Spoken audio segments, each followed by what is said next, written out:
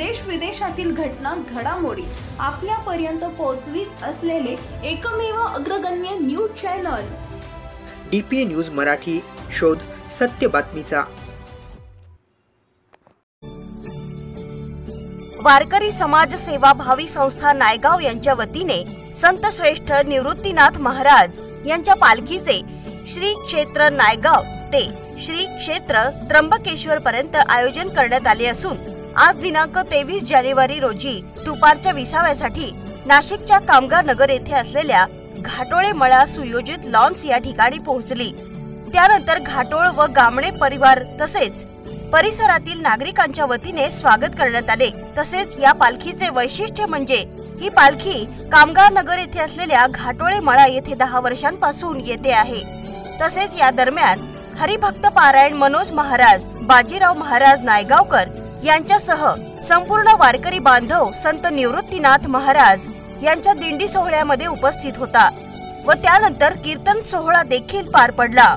संत महात्म्यांच्या आचारसंहितेत वारी केली पाहिजे, आपली काय गती होईल शांतीब्रह्म एकनाथ महाराज एका रूपकामध्ये सांगतात, हे जरी नाही काल तरी दुसरा येईल, हे जरी नाही काल, हे जरी नाही कळलं दुसरा येईल, हे जरी नाही कळलं। सर्वांनी हात वर करायचे, हा वारकरी हा वारकरी हालायचंय, पावली करायची, हा हा हे जरी नाही काल, आवाज हे जरी नाही काल तरी दुसरा येईल,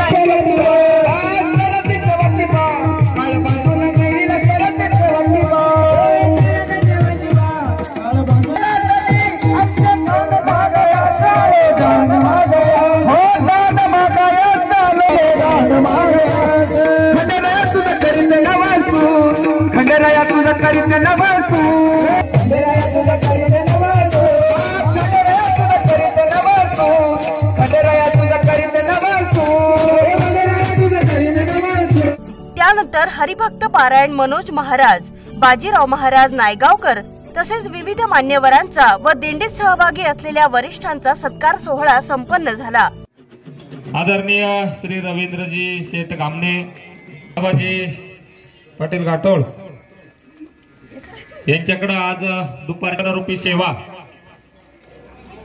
या ठिकाणी युवक कीर्तनकार हरिभक्त परायण आदरणीय आकाजी महाराज आव्हाड यांनी देववशी चित्ती या अभंगावरती अतिशय गोड चिंतन या ठिकाणी या दिंडी सोहळ्यातील सर्व भाविकांना या ठिकाणी दिलेलं आहे।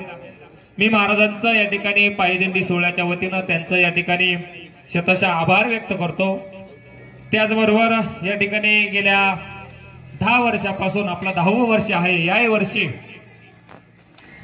खरं जर सांगावं तर वाटतं म्हणजे पायी दिंडी सोहळ्याचं आगळं वेगळं आगमन स्वागत मला पाहायला मिळतं।